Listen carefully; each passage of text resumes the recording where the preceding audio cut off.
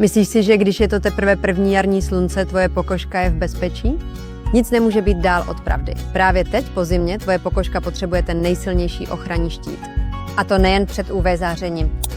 Na jaře častěji chodíme ven a naše pokožka je citlivější, ale slunce je jen polovina problému. Věděla jsi, že městský smog a těžké kovy se usazují na tvé tváři a ničí ochrannou bariéru stejně účinně jako slunce? Běžný filtr je dnes už málo. Proto používám toto řešení. Tento pleťový krém v sobě kombinuje až 6 pokročilých filtrů, které vás chrání před 4 různými typy záření: UVA, UVB, IR a HEV.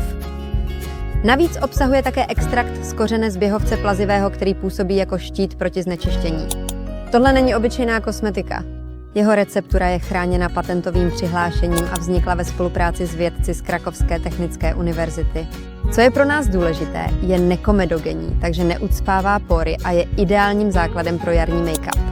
Jaro je čas regenerace, ne fotostárnutí. Ulož si toto video, abys nezapomněl a na ochranu proti znečištění každý den, bez ohledu na počasí.